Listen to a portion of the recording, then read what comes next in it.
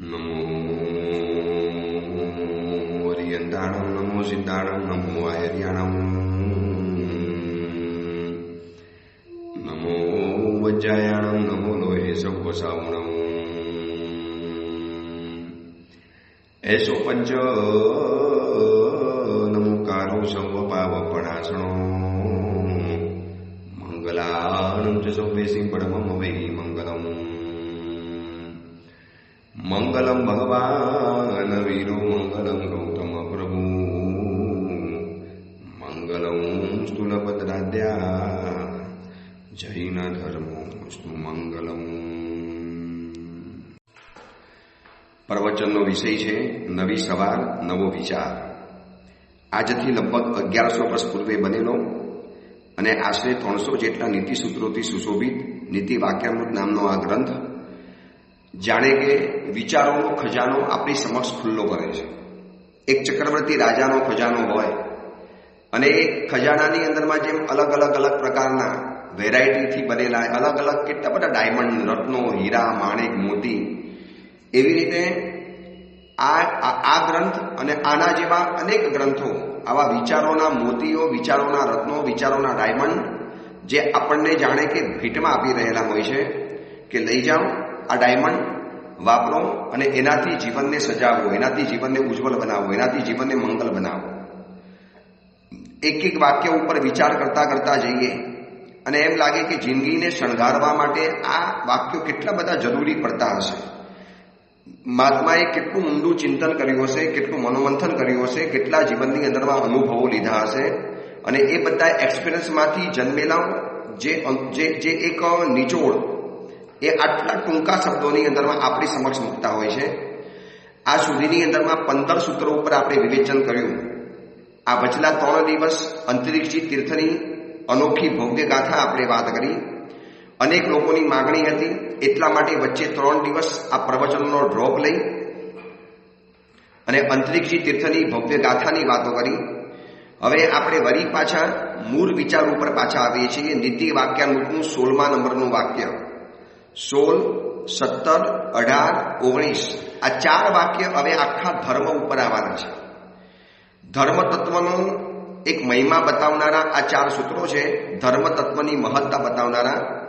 એમાં 16મા નંબરના સૂત્રની અંદરમાં એક સરસ મજાનો વિચાર રજૂ કર્યો, બહુ ઓછા શબ્દોની અંદરમાં માર્મિક વાત. ધર્મફલમ અનુભવતો અપી અધર્માનુષ્ઠાનમ અનાત્મજ્ઞસ્ય. કેટલું સરસ મજાનું વાક્ય છે કે ધર્મનું ફલ અનુભવતો હોવા છતાં પણ વ્યક્તિઓ અધર્મનું અનુષ્ઠાન કરે છે. એ કદાચ એ આત્માનો દુશ્મન છે, એ પોતાના આત્માને જાણી નથી શકતો. એટલે વાત અહીંયા એ કહેવા માટે માગે છે કે દરેક વ્યક્તિઓ પોતાના જીવનની અંદરમાં ધર્મના ફલને અનુભવે છે અને ધર્મના ફલને અનુભવવાની આશા પણ રાખે છે. ડગલે પગલે, હર કદમ, હર ક્ષણ, હર ઘડી, જ્યાં પણ જ્યાં હું અત્યારે બોલું છું એ પણ ધર્મનું ફલ છે. તમે સાંભળી શકો છો એ પણ ધર્મનું ફલ છે. તમારી પાસે એવા પ્રકારનો મોબાઈલ આવ્યો કે જેની અંદરમાં આવું પ્રવચન આવી શકે છે, એ પણ તમારું ધર્મનું ફલ છે. એ મોબાઈલની અંદરમાં તમે બેલેન્સ નાખી શક્યા, નેટ પુરાવી શક્યા, એના દ્વારા તમે યુટ્યુબ દ્વારા કે વોટ્સએપ દ્વારા આ પ્રવચન સાંભળી શકો છો અને અને કાન દ્વારા તમે એ ચીજને બરોબર સાંભળીને સુન શકતે હો. આ બધું જ ધર્મનું ફલ છે. આવા સેંકડો ધર્મના ફલને આપણે અનુભવીએ છીએ.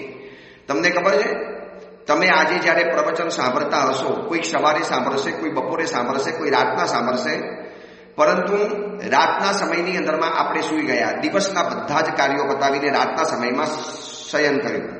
કોઈ 12 વાગે સૂતા, કોઈ 2 વાગે સૂતા, કોઈ 1 વાગે સૂતા. હવે સવારના સમયની અંદરમાં આપણને ઉઠાડે છે કોણ? કોની તાકાતથી આપણે ઉઠ્યા?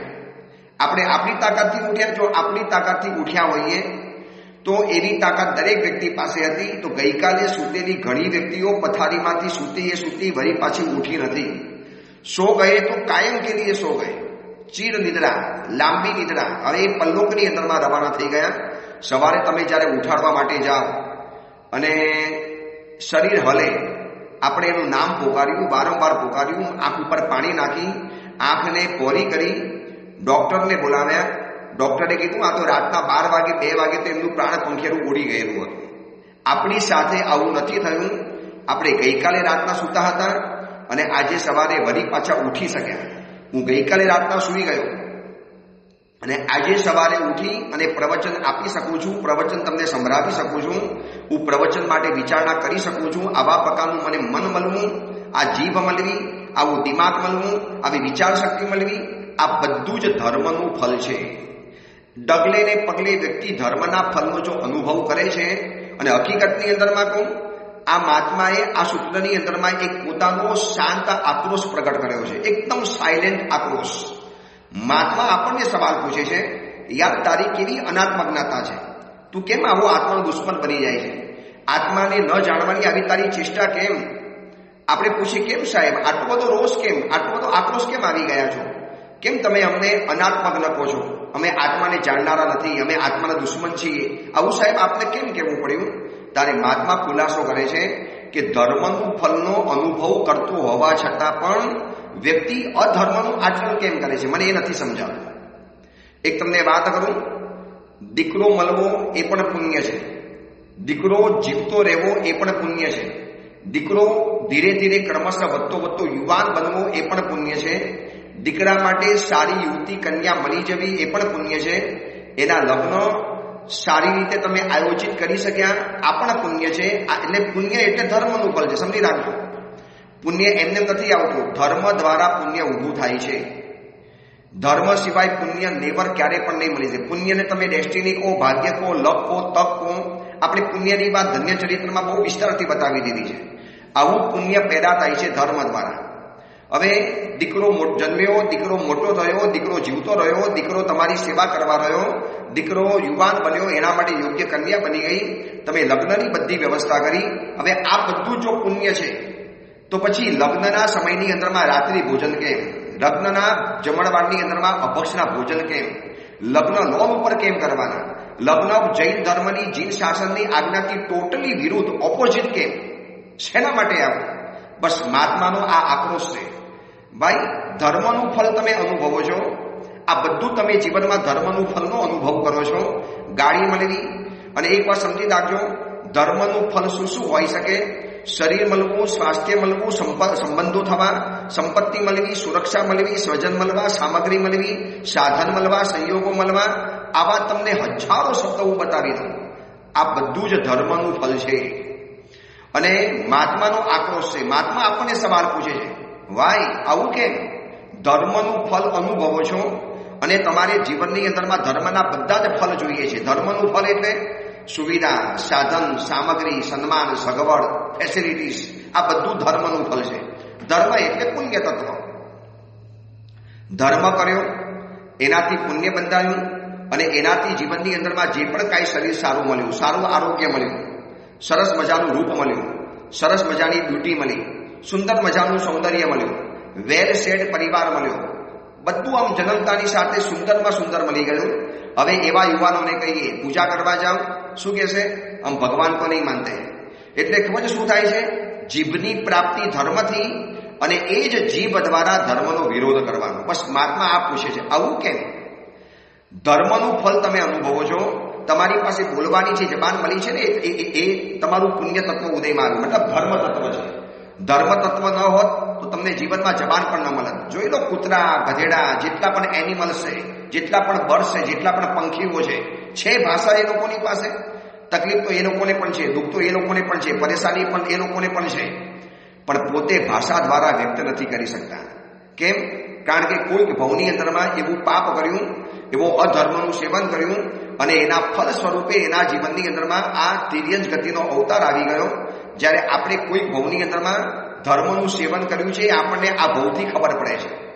કોઈ પણ યુવાન દીકરો હોય, દીકરી હોય, ભલે એને ધર્મ મગજમાં બેસતો નથી, એને ધર્મ કરવાની એલર્જી છે, ન મંદિર જવું, ન પૂજા કરવા જવું, ન પ્રભુના દર્શન કરવા, ન પ્રતિક્રમણ ગમે, ન સામાયિક ગમે, ન પાઠશાલા જવું ગમે, ન પ્રવચનમાં આવવું ગમે, ન શિબિરમાં આવવું ગમે, ન એને કોઈ એવો ધર્મનો ઉપદેશ ગમે. મમ્મી અને પપ્પા કંઈ કે એટલે ધર્મની એલર્જી ચડી જાય. મમ્મી મુझे कुछ भी नहीं कहना, तुम तुम्हारा धर्म करो और तुम धर्म करने वाले कैसे हो सब मुझे पता है. આવી દલીલ, લોજિક લગાવી અને એ જબાન દ્વારા બોલે છે. હવે યુવકને પૂછો, બેટા તને જીભ મળી કેવી રીતે? તું ડિમાન્ડ કરીને આવ્યો તો જીભ, અને જો જીભ ડિમાન્ડ કરીને મળતી હોત તો આ દુનિયામાં કોઈ છે ને જીભ વગરના રહેત નહીં. આજે બોબડા બને છે, મૂંગા બને છે, બોલી નથી શકતા, જે ડમ્પ બને છે, જેને બોલવાની તાકાત નથી. કેમ નથી? અરે જીભ તો બધાને જોઈએ છે, કોને નથી જોઈતી જીભ? હું આજે વિચાર કરું કે મારી પાસે આ જીભ જ ન હોત તો આ પ્રવચન કેવી રીતે આપવાનો હતો, કેવી રીતે આ જીનવાણીનો પ્રસાર કરી શકત, આ પ્રભુના વચનો હજારો લાખો સુધી હું કેવી રીતે પહોંચાડી શકત. કોઈક ભવની અંદરમાં કરેલું ધર્મ, એનાથી ઉત્પન્ન થયું પુણ્ય, અને પુણ્ય દ્વારા મને જે જીભ મળી, શરીરની બધી જ ઇન્દ્રિયો પુણ્ય દ્વારા મળે છે. અને પુણ્ય બંધાય છે ધર્મ દ્વારા. એ ધર્મનું ફળ થઈ ગયું, ધર્મનું ફળ પુણ્ય, અને પુણ્ય દ્વારા જીવનમાં બધી જ ફેસિલિટી મળી.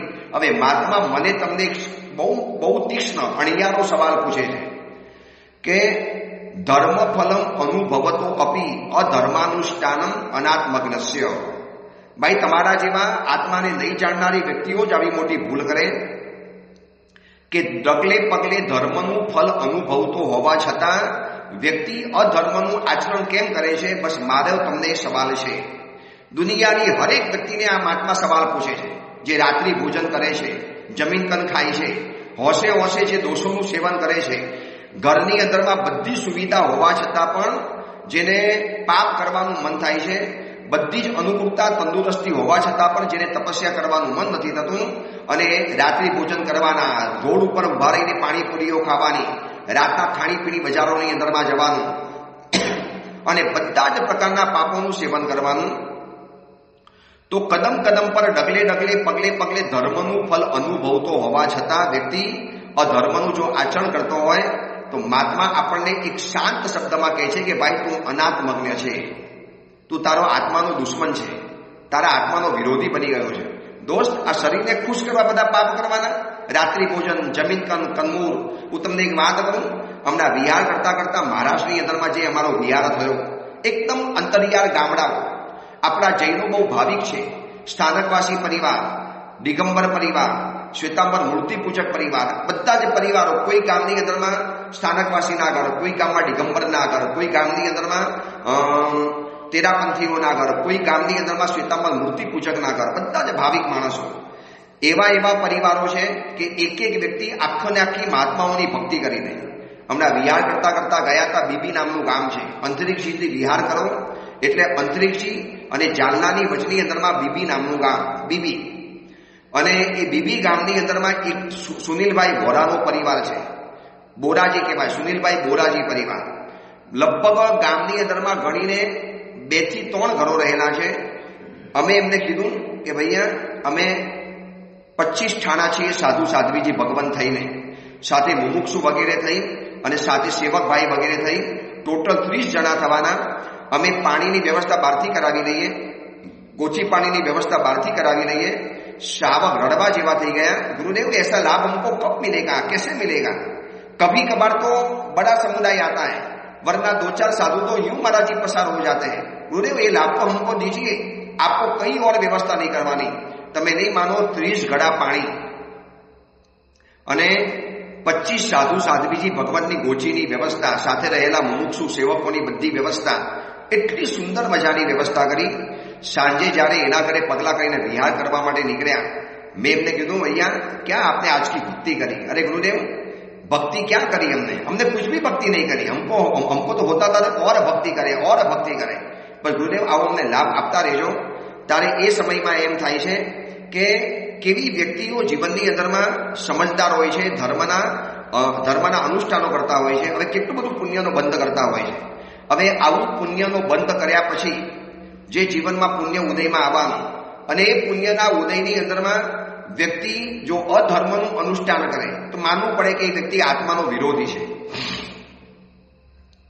એટલે આ ગ્રંથકાર મહાત્મા આપણને કહે છે, દરેક વ્યક્તિને કહે છે કે દોસ્ત, આવો આત્માનો વિરોધી નહીં બનો.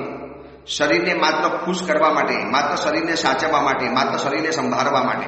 હું તમને વાત એટલા માટે કરતો હતો આ એરિયાના પરિવારની, કે આવા સુંદર ભાવિક પરિવારો છે જે મહાત્માની ભક્તિ માટે તન મન ધનથી સેવા કરવા તૈયાર છે. आप सोचो, ओनली 2 घर में 30 जन की गोचरी, पानी की सारी व्यवस्था जो परिवार कर सकता है. સાંજે જ્યારે ઘરે પગલા કર્યા અને મેં જસ્ટ પૂછ્યું, જમીન કન ખાતે હો? हाँ गुरुदेव जमीन कन खाते हैं। गुरुदेव क्या करें, अभी बस एक खाने की पहले से आदत हो चुकी है। मैं कहूं भैया इतनी सारी भक्ति करते हो, आपका इतना बड़ा बंगला, इतनो मोटो बंगलो કે બંગલાની અંદરમાં ઓછામાં ઓછા 15 થી 20 महात्माओं तो आसानीથી समाई जाए। मैं इतनी सारी भक्ति करते हो, सब कुछ आपको जीवन में मिला है, क्यों जमीन कन खाते हो? महाराज जी छोटी उम्र से खाते हैं, कोई किसी ने कुछ बताया नहीं। यहाँ पे तो कॉमन है गुरुदेव, मराठियों के साथ रहते हैं और महाराज जी हम भी ऐसे बन चुके हैं। समझाव्या પછી 3 મહિનાનો અભિગ્રહ આપ્યો। गुरुदेव अभी 3 महीने का दो, एक टायल बेस, अगे जमेगा तो आगे आपके पास आके नियम ले लेंगे। 3 મહિનાનો નિયમ આપ્યો।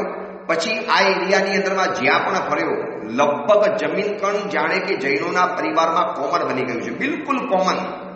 એનો એ પાપ છે કે દોષ છે કે હું ખોટું કરું છું આવું પણ એ લોકોને અંદરમાં થતું જ નથી। ગુરુદેવ અભી क्या करे, बच्चे नहीं मानते हैं गुरुदेव, नहीं मानते हैं। છોકરાઓનું નામ આપે પણ હકીકતમાં મમ્મી પપ્પા દાદા દાદી આખો પરિવાર ઘરની અંદરમાં વિશ્વર બિંદાસ બનીને ઘરની અંદરમાં અનંતકાય અનંત જીવોથી ભરેલા જમીન કનને આરામથી પેટ ભરીને ખાતા હોય છે। તારે એમ થયું કે આટલો સરસ મજાનો પરિવાર, આટલો સુખી સંપન્ન પરિવાર, આટલો સમૃદ્ધ પરિવાર, આટલો ભાવિક પરિવાર, છતાં પણ આ બધું ધર્મનું ફળ છે ને।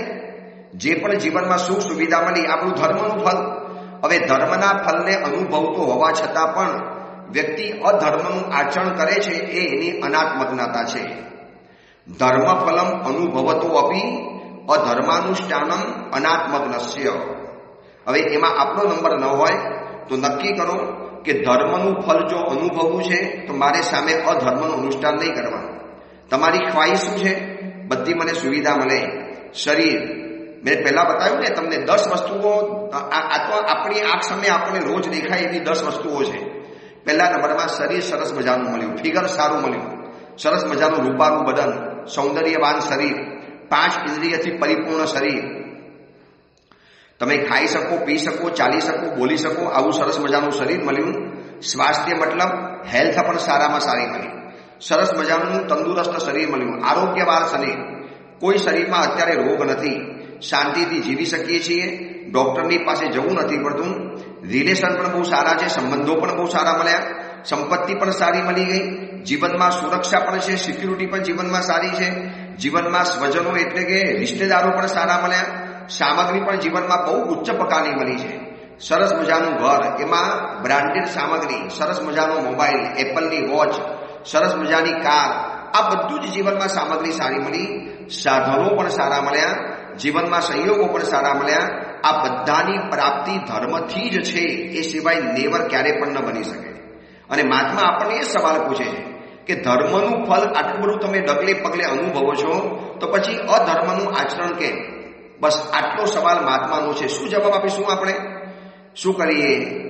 લગ્નમાં તો બધું કોમન બની ગયું, બધી જગ્યાએ લગ્નો રાતના થવા માંડ્યા, હવે તો આમ જ થવા માંડ્યું, પણ શેના માટે? દેખાદેખીથી આગળ વધવાનું? સાહેબ દિવસે કોઈને ટાઈમ નથી હોતો, રાતના બધા ફ્રી હોય છે, રાતના બધા આવી શકે છે। અરે આવવું હોય તો આવે, ન આવવું તો કાંઈ નહીં, એક ધર્મનો રસ્તો પકડો, ધર્મના રસ્તે ચાલો, ધર્મનું ફળ અનુભવીએ છીએ। એટલે આ તો કેવું છે ખબર છે, બધી ફેસિલિટી ધર્મએ આપી અને એ જ ફેસિલિટી દ્વારા ધર્મએ આપેલી સગવડ દ્વારા અધર્મનું આચરણ કરવાનું। કમાલ છે ને, જીભ આપી છે ધર્મએ અને એ જ જીભથી ધર્મ કેમ કરવાનો, શેના માટે કરવાનો, આખી ઉંમર છે ધર્મ કરવાની, આવું બધું વિરોધ કરવાનો ધર્મનો। ધર્મ સવાલ પૂછે છે દોસ્ત, જીભ મેળવી મારી પાસેથી અને મારો જ વિરોધ કરવાનો? જે વ્યક્તિ પાસેથી આપણે લોન લીધી તો દોસ્ત લોન પાછી એને ચૂકવવી પડે। જે બેંકે લોન આપી તો લોન ત્યાં ચૂકવવી પડે, બીજી બેંકમાં ન આપી શકાય, આ દુનિયાનો નિયમ છે। તો ધર્મએ આપણને આ બધી વસ્તુઓ આપી, શરીર, સ્વાસ્થ્ય, સંબંધ, સંપત્તિ, આ બધું ધર્મએ આપ્યું અને પછી એના દ્વારા અધર્મનું આચરણ કરવાનું।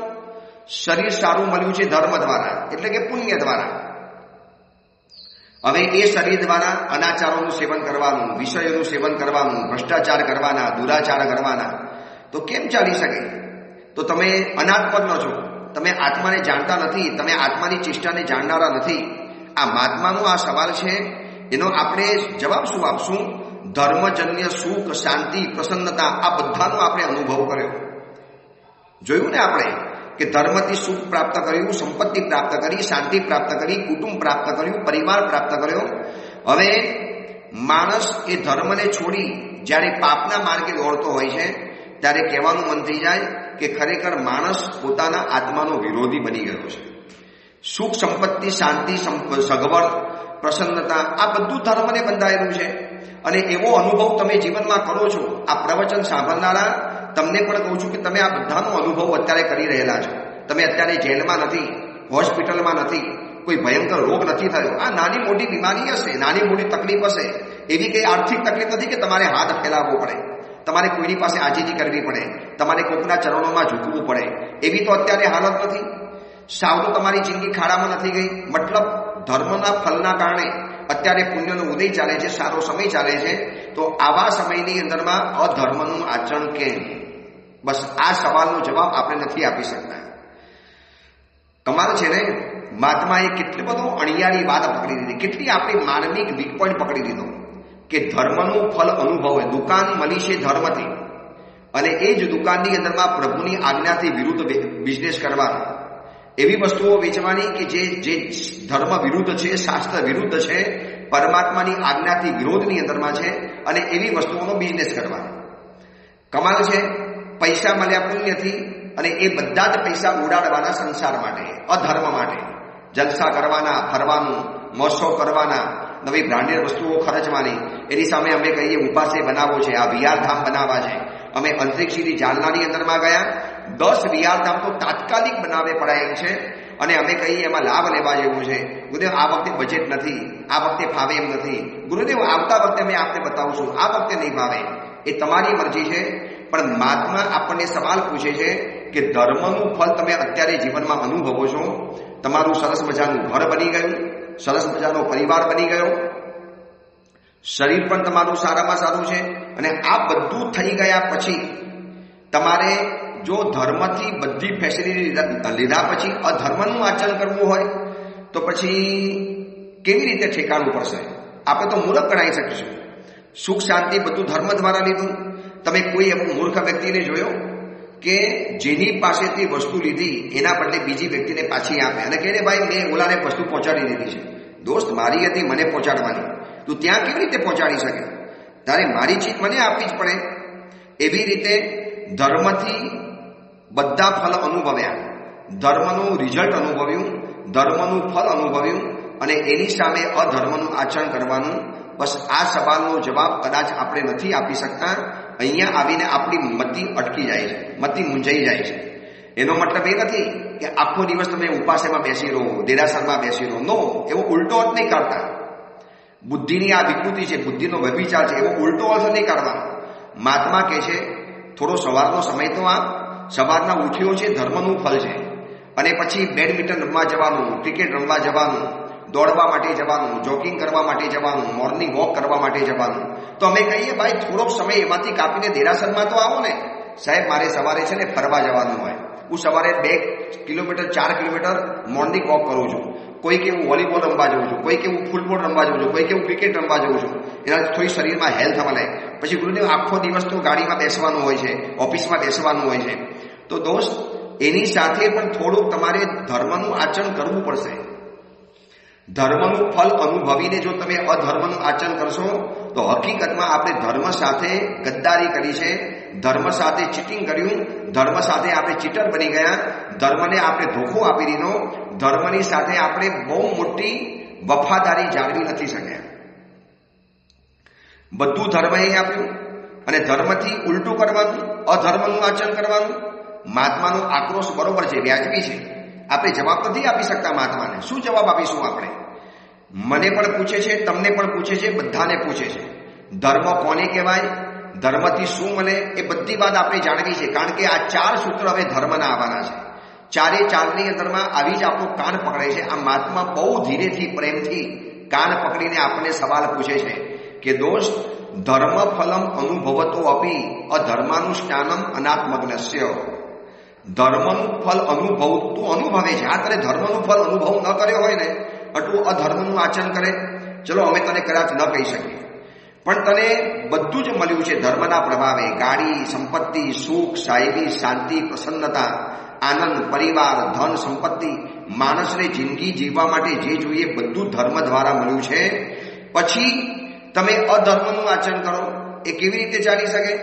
તમારે ધર્મનું જ આચરણ કરવાનું, મતલબ ધર્મની આજ્ઞા, ધર્મએ કયા મુજબ, ધર્મએ જે નકશો દોરી આપ્યો છે એ જ પ્રમાણે આગળ વધવાનું. આપણે વધીએ છીએ. આ સવાલ જાતને પૂછજો, આજે શાંતિથી પૂછજો. તમે તમારા દીકરીઓને કહેજો, દીકરાઓને કહેજો, બેટા આજના પ્રવચનની અંદરમાં નીતિ વાક્યાનું ગ્રંથની અંદરમાં આવો એક સવાલ પૂછવાની અંદરમાં આવ્યો છે કે બેટા આજે તમારી પાસે તમને જે પણ ફેસિલિટી મળી છે ને, જન્મતાની સાથે મોબાઈલ મળી ગયો, જન્મતાની સાથે તમને બધી સુખ સુવિધાઓ મળી ગઈ, જન્મતાની સાથે તમને સારો પરિવાર મળી ગયો, સારા માતા પિતા મળી ગયા, જન્મતાની સાથે સારું બ્રેઇન મળ્યું, સારી બ્યુટી મળી, આ બધું જ મળી ગયું છે. તો પછી ધર્મનું બધું ફળ અનુભવો છો અને હવે અમે કહીએ દેરાસર જાઓ, સમય નથી, મારે ટ્યુશન જવાનું, મારે ક્લાસીસ જવાનું, મારે ફલાણી ચીજ કરવાની, મારે આમ કરવાનું. આ મહારાષ્ટ્રના વિહારોમાં જેટલા પણ પરિચયમાં આવ્યા બધાને પૂછ્યું, પૂજા કરો છો? નથી સાહેબ, નથી કરતો. મેં આ જાલનામાં કેટલા લોકોને સવાલ પૂછ્યો જે પરિચયમાં આવ્યા, પૂજા કેમ નથી કરતા? બસ સાહેબ કુછ કારણ નહીં, જલ્દી ઉઠ નહીં પાતે, યા મતલબ એવા ફાલતુ કારણ આપે ને. મેં કીધું તમને શું તકલીફ પડે છે? ગામમાં ને ગામમાં બિઝનેસ છે, મુંબઈ જેવી દોડધામ નથી, નથી લોકલ ટ્રેન પકડવાની, નથી કોઈ માથા ઉપર એટલી મોટી જવાબદારી, બિલકુલ ફ્રી છો. તો પછી પરમાત્માની પૂજા કેમ નથી કરતા? પછી આપણે એમ લાગે કે બસ નથી કરતા એટલે નથી કરતા, તો એને અંદરમાં ડંક પણ નથી. યાર ધર્મનું ફળ અનુભવું છું તો મેં ધર્મ માટે શું કર્યું? મેં ધર્મ માટે કેટલો ભોગ આપ્યો અને ઉપરથી અધર્મનું આચરણ કરવું?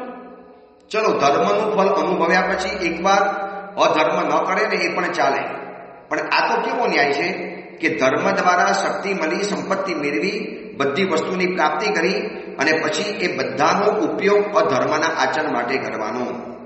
આ તો ખોટું થઈ ગયું. તો આવતીકાલે ધર્મ કહી દેશે ભાઈ હું તને પુણ્ય નહીં આપું, તે મારા દ્વારા લીધેલી વસ્તુ મારા માટે નથી વાપરી, તે બીજા માટે વાપરી છે, તો ભાઈ હું તને શેના માટે આપું? સવાલ પૂછે છે આપણને અને આપણે જવાબ નથી આપી શકતા.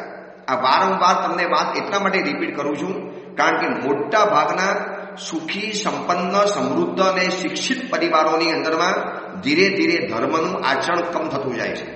જ્યારે જબકી એને તો સૌથી વધારે કરવું જોઈએ, એમને તો સૌથી વધારે ધર્મ કરવો જોઈએ. કેમ? કારણ કે તમે સૌથી વધુ ધર્મનું ફળ અનુભવો છો. જે વાલકેશ્વરમાં રહે છે એ સૌથી વધુ ધર્મનું ફળ અનુભવે છે. જેની પાસે બહુ મોટી તગડી બેંક બેલેન્સ છે એ સૌથી વધુ ધર્મનું ફળ અનુભવે છે.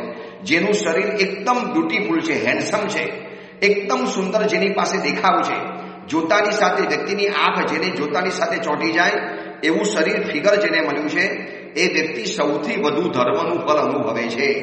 જેને જન્મતાની સાથે બ્રાન્ડેડ કાર, બધી જ વસ્તુઓ બ્રાન્ડેડ મળી ગઈ, કોકની પાસે હાથ પણ લાંબો નથી કરવો પડ્યો, બહુ ઇઝીલી એની લાઈફ સેટલ થઈ ગઈ, તો એને સૌથી વધુ ધર્મનું ફળ અનુભવે છે. તો એવી વ્યક્તિએ તો સૌથી વધુ ધર્મ જીવનમાં આચરવો જોઈએ. પણ એનાથી ઉલટું દેખાય છે કે વિરારવાળા, વસઈવાળા, નાલા સોપારાવાળા, ડોંબીવલીવાળા, ધીરે ધીરે બોરીવલી, કાંદીવલીવાળા હજી કદાચ વધુને વધુ ધર્મનું આચરણ કરતા હશે, પણ જેની પાસે સૌથી વધુ ધર્મનું ફળ છે, બાલકેશ્વર, કપ પરેડ, પછી આગળ જાઓ તો જે એકદમ શ્રીમંત એરિયા ગણાય છે, સુરતની અંદરમાં જાઓ તો વેસુ, અમદાવાદમાં જાઓ તો સેટેલાઇટ, આ બાજુ બોપલ વગેરે, એનાથી આગળ જાઓ તો આંબલી વગેરે, જ્યાં સૌથી વધુ શ્રીમંત પરિવારો રહે છે, તો તમે તો ધર્મનું ફળ સૌથી વધુ અનુભવો છો દોસ્ત. તમે તો સૌથી વધારે સિક્યુરિટી અનુભવો છો, સૌથી વધુ તમારા ઘરમાં ફેસિલિટીઝ છે, તમારા ઘરમાં અલેક્સા છે, તમારા ઘરની અંદરમાં બધી સુવિધા છે, તમારા ઘરમાં બેઠા બેઠા અલેક્સા બધું જ કામ કરી આપે અને એવું તમારા ઘરમાં છે, અલેક્સા પણ છે, સીરી પણ છે, બધું જ જ્યારે તમારા ઘરમાં છે અને આ બધું ધર્મનું ફળ અનુભવો છો, તો પછી જીવનમાં અધર્મનું આચરણ કેમ? આ સવાલ આપણને આ મહાત્મા પૂછે છે. આવતીકાલે આપણે 17મા નંબરનું સૂત્ર વિચારીશું, કારણ કે ધર્મ ઉપરના 4 સૂત્રો હવે સરંગ આવવાના છે, એક સાથે આવવાના છે અને બધાની અંદરમાં આ વાત કોમન આવશે કે તમે આવી રીતે આત્માની સાથે ઠગાઈ કરો છો કે જે ધર્મએ તમને બધું જ આપ્યું છે તો બધું તમારે ધર્મને આપવું જ જોઈએ. અને બધું નથી આપી શકતા તો બહુ બધું તો આપો, ઘણું બધું તો આપો, ભલે બધું નથી આપી શકતા પણ ઘણું બધું તમારે જીવનમાં ધર્મને આપવું જોઈએ. શાંતિથી આ સવાલ વિચારજો, તમારા દીકરા દીકરીને બહુ શાંતિથી પ્રેમથી સમજાવજો કે બેટા આજના પ્રવચનમાં ગુરુદેવે આટલો એક સવાલ પૂછ્યો છે, માર્મિક સવાલ પૂછ્યો છે અને વિચાર આ મળ્યો છે નીતિ વાક્યાનું ગ્રંથમાંથી. ત્યાં આપણને અનુલક્ષીને સવાલ કર્યો છે કે સુખી સમૃદ્ધ સંપન્ન પરિવારો, શિક્ષિત પરિવાર, બહુ રીચ પરિવાર, અમીર પરિવાર, એકદમ સમાજની અંદરમાં જેને મોભાનું સ્થાન મળેલું છે, આવી વ્યક્તિઓ સૌથી વધુ ધર્મનું ફલ અનુભવે છે. એટલે સાયકલ ઉપર ફરનારા કરતા ફરારી કારમાં ફરનારો સૌથી વધુ ધર્મનું ફલ અનુભવે છે. ઝૂંપડામાં રહેનારા કરતા બંગલાની અંદરમાં અને ટોપ ક્લાસના ફ્લેટોની અંદરમાં રહેનારી વ્યક્તિ સૌથી વધુ ધર્મનું ફલ અનુભવે છે. તો એ વ્યક્તિને એવો સવાલ પૂછે, તમે અધર્મનું આચરણ કેમ કરો છો? કેમ તમારા ઘરમાં રાત્રિ ભોજન થાય? કેમ તમારા ઘરમાં જમીન કન આવે? કેમ તમારા ઘરમાં શરાબની બાટલીઓ આવે છે? કેમ તમારા ઘરમાં નોનવેજ આવે છે? કેમ તમારા ઘરમાં વારે તહેવારે ગર્ભપાતના પ્રસંગો બને છે? કેમ તમારા ઘરમાં જીવનની અંદરમાં વ્યભિચારના પ્રસંગો બને છે? કેમ તમારા જીવનની અંદરમાં ન કરવા જેવા અનાર્ય કાર્યો તમારા ઘરમાં થાય છે? કેમ? વાય? આવું કેમ? તમે કેમ અધર્મનું અનુષ્ઠાન કરો છો? તમે સૌથી વધુ ધર્મનું ફળ અનુભવો છો. તમને સૌથી વધુ ધર્મની ફેસિલિટી મળી છે, પુણ્યની ફેસિલિટી મળી છે, તમારી પાસે બધું જ ધર્મનું ફળ છે. એવા વ્યક્તિઓ છે કે જેને જીવનમાં ધર્મનું ફળ જ નથી મળ્યું, કારણ કે ધર્મ જ નથી કર્યો. અમે વિહારોની અંદરમાં જોઈએ છીએ કેવા કેવા ઝૂંપડાઓની અંદરમાં રહેનારા માણસો છે, ત્રાસ થઈ જાય, ત્રાસ. પ્રભુને કહેવાનું મન થાય, પ્રભુ કેટલો તમારો ઉપકાર માની. અંતરિક્ષથી જાલનાની અંદરમાં આવ્યા, રસ્તામાં કેટલાય નાનકડા ગલુડિયાઓ. હમણાં આ લોકોની છે ને ગલુડિયાઓની જન્મવાની સિઝન છે અત્યારે, આ કારતક માગસર પોષ મહિનાની અંદરમાં. અને કેટલાય સેંકડો ગલુડિયા રોડ નીચે, ગાડી નીચે ચકડાઈ ગયા, ખતમ, માંસના લોચે લોચા બહાર પડેલા છે. હમણાં જ વિહારની અંદરમાં પહેલી વાર જિંદગીમાં સાહુડી મરેલી જોઈ, સાહુડી, જે પીછા કાંટાની જેમ બહાર કાઢે. એનો ઇંગ્લિશ શબ્દ ભૂલી ગયો છું. અને એ જંગલની અંદરમાં રહેનારી સાહુડી સવારના સમયની અંદરમાં હતા, એના કાંટા ચારેકોર વેરાયેલા હતા, મોઢામાંથી ચીસ પડી ગઈ. આ તો સાહુડી છે, બહુ દુર્લભ પ્રાણી કહેવાય છે અને બહુ વિશિષ્ટ પ્રાણી ગણાય છે. આખું નાખું એ પંખી કોઈ ટ્રકના ટાયર નીચે છુંદાઈ ગયેલું હતું. એક રસ્તામાં કોયલ પણ મરેલી જોઈ. કેટલાક કૂતરા અને કાગડા તો રોજના રોજ મરેલા જોવા માટે મળીએ છે. તો એ બધાને ચલો ઠીક છે, ધર્મનું ફળ નથી મળ્યું, પણ આપણને તો બધું ધર્મનું ફળ મળેલું છે. તો પછી આપણે અધર્મનું આચરણ શેના માટે કરવાનું? આ સવાલ બહુ જરૂરી છે, મહત્વનો છે. આ અંગેની વાત આપણે આવતીકાલે પણ કરીશું. બીજા નવા સૂત્રોમાં આપણે કાલે પ્રવેશ પણ કરવો છે. પણ આ સવાલ જાતને પૂછજો, વારંવાર કહેજો. તમારા દીકરા દીકરીઓને શાંતિથી, પ્રેમથી સમજાવજો કે બેટા કોઈ આક્ષેપ નથી કરતા, કોઈ બ્લેમ નથી કરતા, પણ આ સવાલનો આપણે જવાબ શું આપીશું કે આપણે સૌથી વધુ ધર્મનું ફળ અનુભવીએ છીએ. જૂ સ્કીમમાં રહેતા હોય, બાલકેશ્વરમાં રહેતા હોય, કપ પરેડમાં રહેતા હોય, આ બાજુ બાંદ્રા બેન્ડસ્ટેન્ડમાં રહેતા હોય, સુરતની અંદરમાં વેસુ જેવા ઇલાકામાં રહેતા હોય, અમદાવાદના ટોપ કોસ્ટ એરિયામાં રહેતા હોય, અતિ સમૃદ્ધિ તમારા ઘરની અંદરમાં હોય, તો પછી મને જવાબ આપો કે તમે તમારા ઘરની અંદરમાં અધર્મનું આચરણ શેના માટે કરો છો? બસ આ સવાલ આપણે અહીંયા અડકાવીએ છીએ. એ અંગેની બીજી વિશેષમાં આવતીકાલે પ્રવચનમાં કરીશું. એ જ મંગલ કામના, મંગલ ભાવના. જેના વિરુદ્ધ કાંઈ પણ બોલાયું હોય તો મિચ્છામી દુક્કડમ.